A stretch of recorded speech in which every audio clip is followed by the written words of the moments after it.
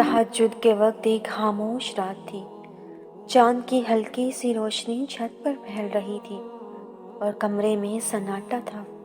ایک لڑکی اپنے نرم بستر سے اٹھ کر فرش پر بیٹھ گئی۔ اس کے چہرے پر اضطراب اور دل میں گہرے غم کا اثر تھا۔ اس کی آنکھوں سے اشک ٹوٹ ٹوٹ کر گر رہے تھے اور وہ اللہ سے اپنے دل کی ہر بات کہہ رہی تھی۔ اس کی مسکین آواز بلند نہیں تھی، مگر دل سے نکلی ہوئی دعائیں ہر لفظ میں شدت اور جذبات کی گہرائی سے بھری ہوئی تھی۔ اس کے ہاتھوں کی انگلیاں دعا کے لیے اٹھی اور اس کی زبان پر یہ الفاظ جاری تھے: اے اللہ، مجھے اس لڑکے سے محبت ہے، لیکن میں تو اس سے زیادہ کسی کو نہیں چاہتی۔ میرے دل کی ہر دعا، میری ہر محبت صرف تیرے راستے میں ہو۔ آنکھوں سے ٹوٹتے ہوئے آنسو اس کی دعا کے ساتھ گرتے جا رہے تھے اور وہ اللہ سے اپنے دل کی بے چینی، محبت اور غم کو بیان کر رہی تھی۔ اس لڑکی نے اپنی آنکھوں سے آنسو کو صاف کیا اور آسمان کی طرف نظریں اٹھائیں۔ یا اللہ، میں تجھ سے ایک درخواست کرتی ہوں۔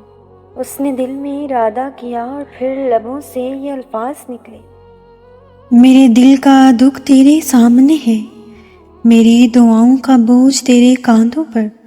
میں نے اس سے دل سے چاہا ہے اور یہ محبت میرے دل میں جیسے سمندر کی گہرائی میں گم ہو گئی ہو۔ میں جانتی ہوں کہ وہ لڑکا میری تقدیر میں نہیں، لیکن میرے دل میں اس کی چاہت کی روشنی کبھی مدھم نہیں ہوئی۔ یا اللہ، مجھے اسے میری تقدیر میں نہیں تو میری دعاؤں میں دے دے۔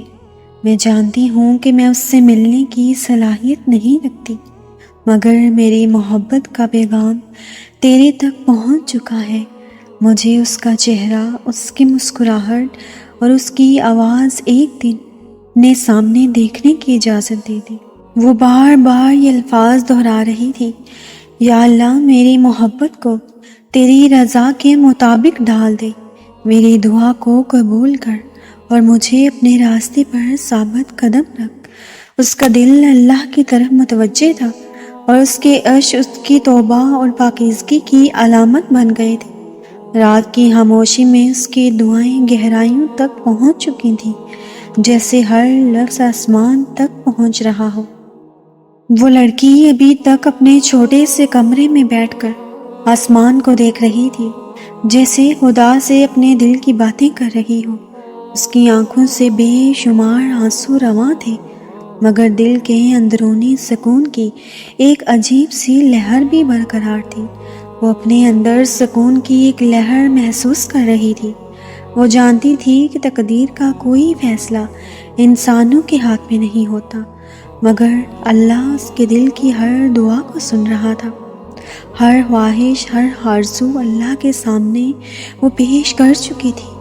وہ یہ بھی جانتی تھی کہ اللہ کبھی بھی اپنے بندوں کی دعاؤں کو رد نہیں کرتا اور ایک دن اس کا جو دل چاہے گا وہ اس کے دل کے قریب ہو جائے گا۔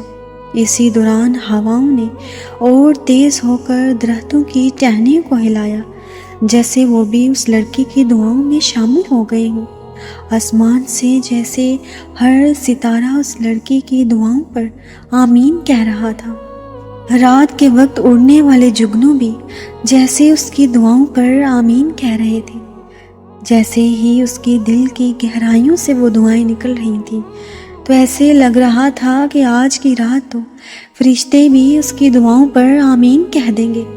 وہ تہجد کا وقت اور آسمان سے نازل ہوتی ہوئی اللہ کی رحمت اور اس دل سے نکلتی ہوئی بے چین سی دعائیں انشاءاللہ اللہ کے حضور پہنچنے والی تھی۔ فرشتے اس کی دعاؤں پر آمین کہتے جا رہے تھے۔ اللہ اس کی دعاؤں کو بہت قریب سے سن رہا تھا۔ چاہے ہی فاصلے، حالات اور تقدیر نے ان دونوں کو الگ کر دیا تھا، مگر دعاؤں کی شدت تو تقدیر بھی بدل دیتی ہے۔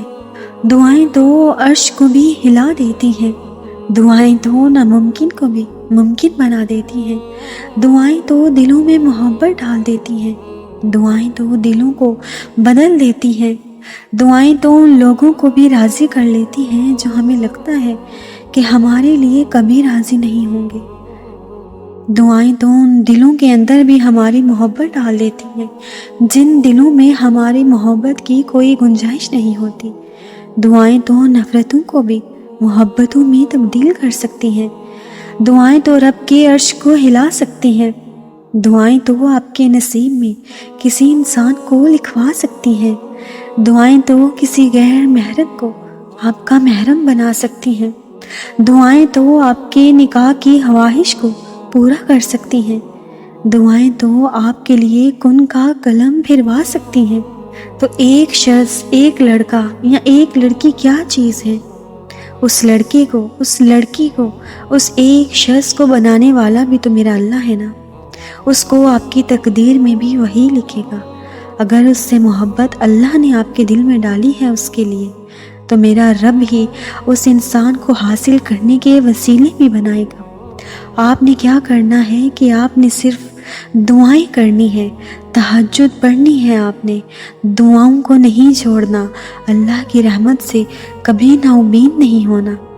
چاروں در بند ہونے کے بعد بھی اللہ کا ایک در کھلا رہتا ہے، اس لیے اپنی دعاؤں پر اور اللہ کی رحمت پر ڈھیر سارا یقین رکھیے۔ وہ میرا رب کبھی بھی آپ کو خالی ہاتھ نہیں لوٹائے گا۔